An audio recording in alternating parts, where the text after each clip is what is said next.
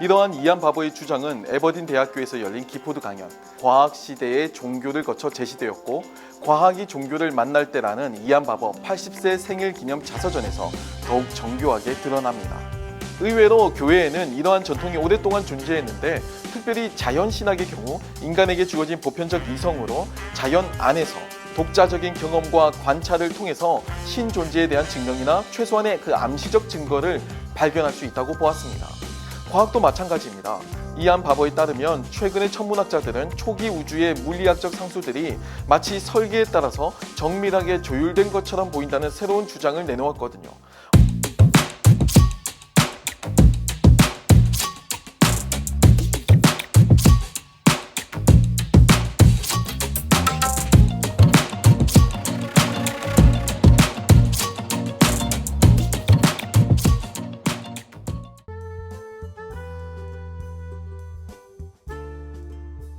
신학과 과학의 갈등은 근현대에 이르러 집중적으로 조명되었지만 사실 이전에도 이 갈등과 대립은 반복되어 왔습니다.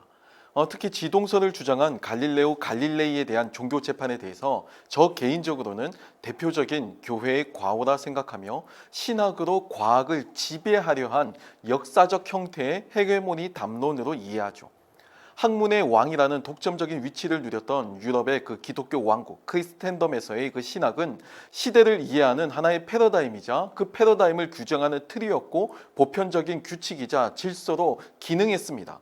이는 사회 구조적인 복잡한 문제와도 결부되어 있는데 특히 사회 유지의 차원에서 더욱 공고히 되어 왔죠.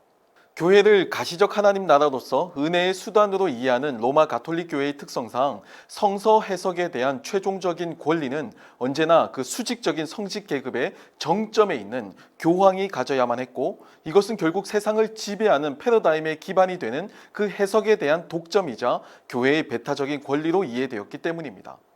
세상을 안정적으로 유지하게 하는 소위 질서에 부합하는 해석은 수용이 되었고요. 이것은 결과적으로 기득권층의 헤게모니 유지를 위해서 기능했습니다. 반면 기존의 사회 질서를 위협할 수 있는 변화를 담지 않은 급진적인 주장은 사회에 위험한 것으로 판단되어 폐기되었죠. 이는 미셸 푸코의 비판과도 같이 헤게모니를 위한 권력의 문제와도 깊은 관련을 가집니다. 오늘날 우리 시대는 과학적인 가치가 진리로 여겨지는 과학적 시대이면서도 동시에 종교성을 함께 담지 않은 종교적 시대라는 이중적인 정체성을 가집니다. 과학과 논리, 합리성에 기반한 사회를 살아가면서도 여전히 신에 대한 갈망을 가지는 그 현대인들에게 신학과 과학은 갈등을 일으키는 악의 축으로 이해되거나 상호 독립적이고 배타적인 두 영역으로 아예 단절시키기도 하죠.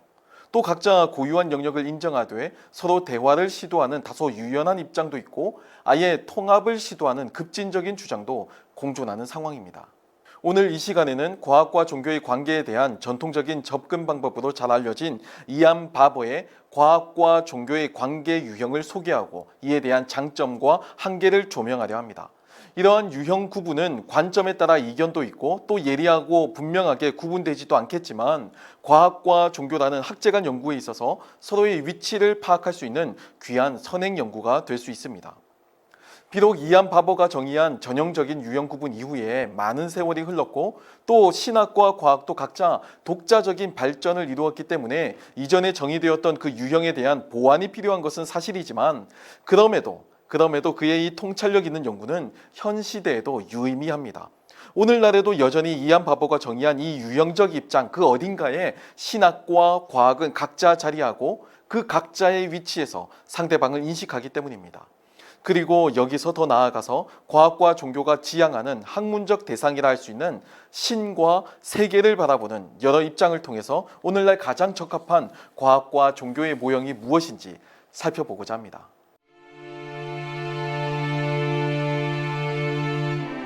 이안 바버에 따르면 과학과 종교의 관계는 네 가지의 유형으로 정리될 수 있습니다. 갈등과 독립, 그리고 대화와 통합의 유형이죠. 이러한 관계 범주 설정은 다소 거친 느낌도 있지만 과학과 종교가 가지는 각자의 이론에 대한 그 좌표를 제공해주고 보다 건설적인 논의를 위한 밑거름이 된다는 점에서 유의미한 가치가 있습니다. 이러한 이안 바버의 주장은 에버딘 대학교에서 열린 기포드 강연, 과학 시대의 종교를 거쳐 제시되었고 과학이 종교를 만날 때라는 이안 바버 80세 생일 기념 자서전에서 더욱 정교하게 드러납니다. 먼저 갈등 유형은 과학적 유물론이나 성서적 문자주의와 같이 과학과 종교를 대립적인 양상으로 읽는 관점입니다. 양극단의 이론으로도 볼 수가 있는데, 성서를 문자적으로 읽을 때 성경 속 사건은 과학적 주장들과의 충돌을 피할 수 없어 보이거든요. 또한 과학적 유물론의 관점에서 자연을 이해하게 되면 그 과정에서 성경의 주장이나 하나님의 개입은 들어설 여지가 없어 보이기도 합니다. 이는 양극단에서 서로의 존재를 부정하는 형태로 대립과 갈등의 양상으로 나타나며, 때론 그 각자의 그 극단의 주장을 관철시키기 위해서 논리의 비약이나 감정적인 비난도 함께 진행된다는 특징이 있습니다. 이는 과격한 무신론, 전투적 무신론에 의해서 종교에 대한 전반적인 폄하나 근거 없는 비난으로 이어지며, 종교의 근본적인 성향, 폐쇄적이고 고립적인 성향을 더욱 가속화시키는 악순환을 양산하죠. 그에 반해 독립 유형은 극단적인 갈등 유형에 대한 대안으로 과학과 종교가 가지는 고유한 영역을 보장합니다. 과학과 종교의 차이를 자연을 이해하는 같은 실제에 대한 다른 양상으로 보거나, 또는 하나의 실제에 대한 충돌하지 않는 다른 영역을 표현하는 것으로 이해하는 겁니다. 이는 종교의 교리나 과학적 주장은 인간의 삶에서 완전히 다른 기능을 수행한다는 점을 주목하며, 이 두 학문 분야가 근원적인 문법 차이가 있는 상이한 두 가지 언어라고 이해하는 거예요. 이것은 서로의 영역을 인정하고 존중하는 관점을 유지하는데, 여기에도 불가피하게 갈등의 요소는 여전히 존재합니다. 예를 들어서 과학이 사물의 그 작용 과정에 대한 객관적인 사실을 다룬다면, 종교는 가치와 삶의 궁극적인 의미를 다룬다고 영역을 구분하는 것이 과연 정당한가에 대한 비판이에요. 과학과 종교를 객관성과 주관성이라는 범주로 치환하는 것이 가능한가에 대해서는 여전히 많은 논쟁이 있거든요. 또한 독립적인 두 영역이라는 의미는 서로의 존재를 의식하더라도 결국 각자의 분야에만 함몰되는 결과를 야기하며, 비록 갈등은 피할 수 없어도 대화와 교류는 단절되고 만다는 비판이 있습니다. 이 유형에 대해서 이안 바버는 신학적으로는 신정통주의가 여기에 속한다고 주장하고, 철학적으로는 실존주의와 언어 분석 철학 등을 제시합니다. 세 번째 대화 유형은 방법론적으로 비교를 통한 유사성과 차이성에 대한 인식을 시도하는 특징이 있습니다. 특이한 부분은 유사성 가운데 차이성을 발견하고, 또 차이성 가운데 유사성을 인식한다는 점이에요. 과학이나 종교나 직접적인 관찰이 불가능한 대상이 존재하거든요. 종교에서의 신이나 과학에서 원자보다 작은 크기의 입자들은 어느 정도의 그 상상력을 동원하여 이해하기 때문입니다. 현상에 대해 근원적인 이해를 위해서 필요한 상상력은 과학과 종교의 상이성과 유사성을 함께 발견하는 좋은 모델로 이해가 됩니다. 이 과정에서 비유로 과학적인 내용이 신학적 개념으로 변용이 되거나, 신학적 성찰이 과학적 설명에 영감을 주기도 합니다. 과학적 연구의 과정도 정보를 습득하는 과정이라 생각하면, 하나님의 계시를 발견하고 그 의미를 추구하는 신학적 작업은 과학과 공명할 수 있다는 거예요. 그리고 이 유형은 종교나 과학에서 독립적으로 다룰 수 없는 질문들에 대해서 필연적으로 상호 간의 대화가 요청됨을 전제합니다. 양자 역학에서 확정되지 않는 부분들에 대한 여지를 신학적 개념을 빌려서 설명한다든지, 인간이나 신에 대한 신학적 개념을 과학적 내용을 통해서 접근하는 것도 하나의 예라고 할 수 있죠. 이안 바버는 이 유형에 해당하는 신학자로 토렌스, 판넨베르크, 칼 라너, 데이비드 트레이시 등을 제시합니다. 마지막으로 통합 유형이 있는데요. 과학과 종교 간 조금 더 체계적이고 폭넓은 동반자 관계를 모색하려는 사람들 사이에서 발견할 수 있는 입장입니다. 단지 대화의 단계를 넘어서서 변증법적 합의 단계를 추구하는 유형이라고 할 수 있죠. 이 입장은 기본적으로 하나의 현상이 담긴 근본적인 의미는 과학과 종교 양자 모두에서 발견될 수 있다는 믿음을 전제하거든요. 의외로 교회에는 이러한 전통이 오랫동안 존재했는데, 특별히 자연신학의 경우 인간에게 주어진 보편적 이성으로 자연 안에서 독자적인 경험과 관찰을 통해서 신 존재에 대한 증명이나 최소한의 그 암시적 증거를 발견할 수 있다고 보았습니다. 과학도 마찬가지입니다. 이안 바버에 따르면 최근의 천문학자들은 초기 우주의 물리학적 상수들이 마치 설계에 따라서 정밀하게 조율된 것처럼 보인다는 새로운 주장을 내놓았거든요. 빅뱅 후 1초가 지났을 때 우주의 팽창 속도가 조금 느렸다면, 생물체에 필요한 화학 원소들이 미처 형성되기 전에 아마 우주는 찌그러졌을 것이고, 팽창 속도가 조금만 빨랐다면, 그랬다면 생명의 진화는 일어날 수 없었다는 겁니다. 이러한 이론을 지지하는 학자들은 특정한 종교, 보통 기독교 전통이겠지만, 이 특정한 종교에 입각하여 논의를 시작하며 하나님의 전능이나 원죄에 대한 생각 등 종교적 믿음의 내용은 과학적 사실을 고려하여 재정립되어야 한다고 주장하기도 합니다. 과격한 입장에서는 아예 비신화 작업을 통해서 실존적인 형태를 추구하거나 신화적인 비유와 이미지, 상징 이면에 자리하는 그 실제에 접근하기 위한 정교한 시도로 이해하기도 하죠. 이안 바버는 이러한 접근 방식을 자연신학이라기보다 자연의 신학이라고 주장합니다. 전자가 오직 과학적 방법론을 가지고 진행하는 그 신학적 작업이라고 한다면, 후자는 종교적 전통 안에서의 주장을 과학을 통해서 재확인하려는 시도이기 때문입니다. 비판적으로 보면 전자는 과학 실증주의라 할 수 있고, 후자는 신학적 확증 편향을 야기할 수 있는 일종의 신학적 강박으로 이해되기도 합니다. 이 유형에서 이안 바버는 특히 과정 철학의 조직적 종합의 경우 하나의 공통 개념 틀 속에서 과학적 사유와 종교적 사유를 해석하는 데 기여할 수 있다고 높이 평가하면서도 그 문제점 또한 인식합니다. 그럼에도 이안 바버가 바라보는 가장 호의적인 유형이기도 해요. 네 가지 유형 가운데 이안 바버 본인의 입장은 어디인가라고 물으면, 그는 아마 간접적 상호작용을 의미하는 이 대화 유형과 직접적 상호작용을 의미하는 통합 유형 중 일부 형태를 지지한다고 할 수 있을 겁니다. 그는 자연의 신학에 대해서 기본적으로 동의하지만 자연 신학에 대해서 전적으로 지지하지는 않습니다. 또한 과정 철학에 대해서 대체로 동의하지만 과도한 점들에 대해서는 비판의 여지를 두거든요. 이는 자연신학이나 과정철학이 과학에 과도하게 의존하여 의도하지 않았지만 종교적으로 가장 중요한 그 경험의 영역을 무시하는 것으로 나타날 수 있다는 우려 때문입니다. 하지만 바버는 이 네 가지 유형의 세부적인 통찰을 통해서 종교와 과학의 관계에 대한 지형도를 제시함과 동시에 이 두 영역에 대한 상호작용을 추구하는 데 크게 기여했다는 평가를 받습니다. 종교도 기본적으로 인간의 삶의 자리에서 연원합니다. 기본적으로 시공간의 자리와 문화적인 틀거리를 바탕으로 종교성은 구체적으로 경험된다는 거예요. 따라서 하나님과 세계를 바라보는 관점도 신학적으로 다양한 입장들과 모형들이 존재해 왔습니다.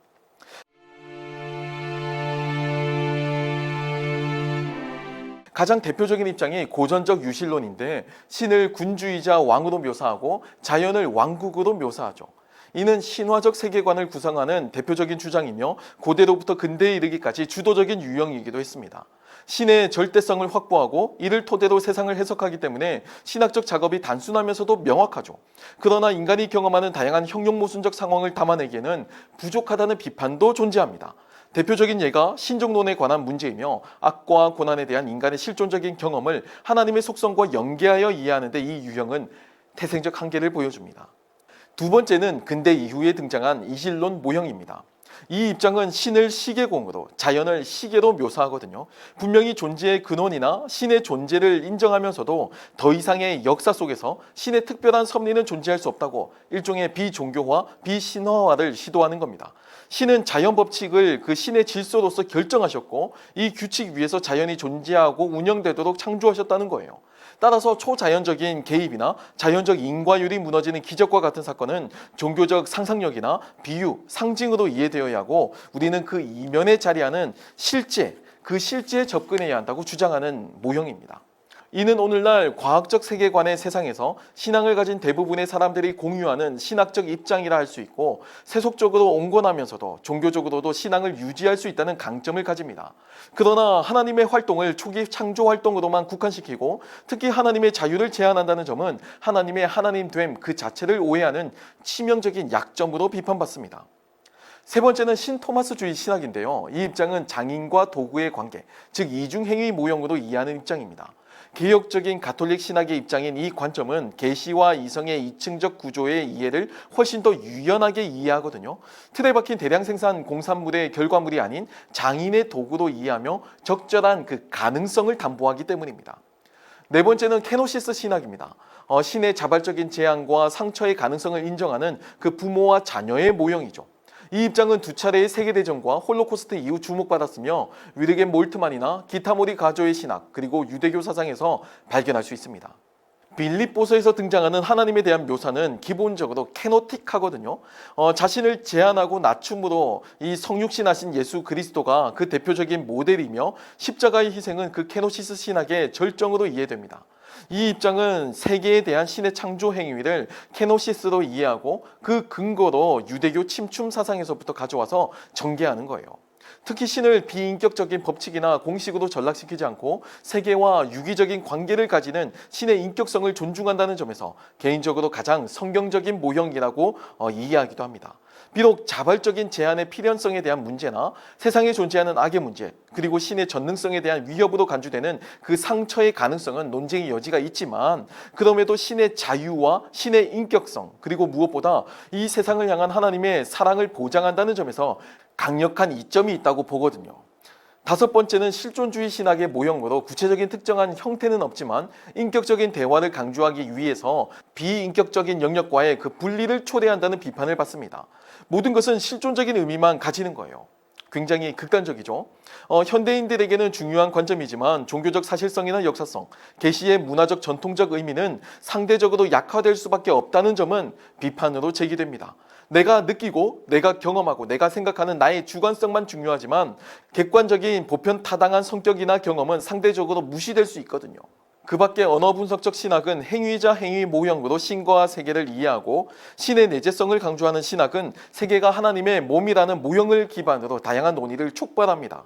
범신론은 다양한 종교의 기원이 되기도 하고요. 자연의 신비화를 가져오지만 창조물과 창조주의 차이를 모호하게 만드는 치명적인 약점이 있으며, 이를 극복하기 위해서 범죄신론을 이야기하기도 하지만 이 입장도 그 안에서 철학적 범죄신론이나 성서적 범죄신론과 같은 다양한 결이 있기 때문에 보다 섬세하게 접근할 필요가 있습니다. 기본적으로 범죄신론의 입장은 인간 중심적 사유를 극복하고 생태계 전반에 대한 관심을 불러일으킨다는 점에서 순기능 또한 명확하죠. 또 과정사상과 과정신학 모형은 신을 우주공동체의 창조적 참여자로 여기는 모형으로 신은 협력하고 설득하며 동기를 제공해주는 존재로 자리합니다. 전통적인 신학에서 하나님의 섭리는 그 신의 배타적인 속성으로 이해되었는데, 이 섭리를 유연하게 이해해서 인간과 생태계의 참여를 인정하는 그 과감한 형태로 진행되고, 심지어 신은 시간적인 물리적 과정에서 분리되어 시간과 별개로 독자적으로 존재하지 않는 것으로 이해하기도 합니다. 이는 특히 신종론의 악에 대한 문제나 인간의 자유의지에 대한 부분에서 유의미한 통찰을 제공해 주지만, 전통적인 신의 자존성, 전능성, 전지성에 대한 훼손이 우려되기도 합니다.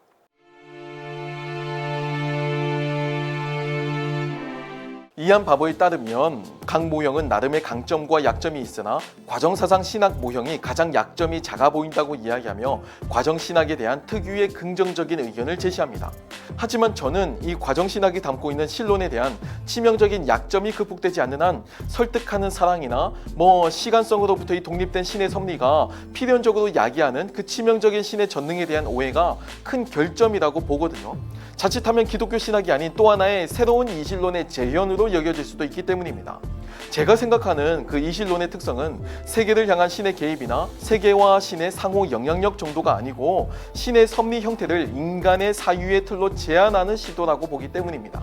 그래서 저는 이한 바보의 주장과는 달리 케노시스 신학 모형이 가장 성경적이고 현대사회에서도 유의미한 관점으로 이해합니다. 이를 이한 바보의 과학과 종교에 관한 4가지 유형으로 접근한다면 아마 대화와 통합 유형, 그 중간 정도로 이해할 수 있을 거예요. 저는 대화의 단계를 넘어서 통합을 지향해야 한다고 생각하지만, 통합의 시도가 또 하나의 학제 간 헤게모니 다툼으로 전락할 것에 대한 우려도 가지고 있습니다. 현실적인 우려죠. 통합이라는 미명하에 전체주의적 폭력이 또 다른 형태의 갈등으로 이어질 수도 있다는 것을 염두에 두어야 한다는 거예요. 오늘날 우리 사회는 포스트 모던 시대로 명명됩니다. 리오타르의 주장과도 같이 거대 담론에 대한 의심은 신학과 과학, 양자 모두에도 적용되죠. 거대한 법칙이나 규칙 이면에 작용하는 헤게모니는 우리의 삶과 밀접하게 관련하며 더 이상의 순수한 가치 중립이나 객관은 존재하지 않는다고 믿습니다. 사실 신학과 과학은 우리의 삶을 들여다보는 각자의 경험이자 렌즈라고 할 수 있습니다. 이를 통해서 서로의 영역을 인정하고 이해하며 대화하되 그 안에서 상호 간의 설득과 사랑으로 하나님의 뜻을 발견하는 것이 우리 시대에 가장 필요한 덕목이 아닐까 생각해 봅니다. 지금까지 시청해 주셔서 감사합니다.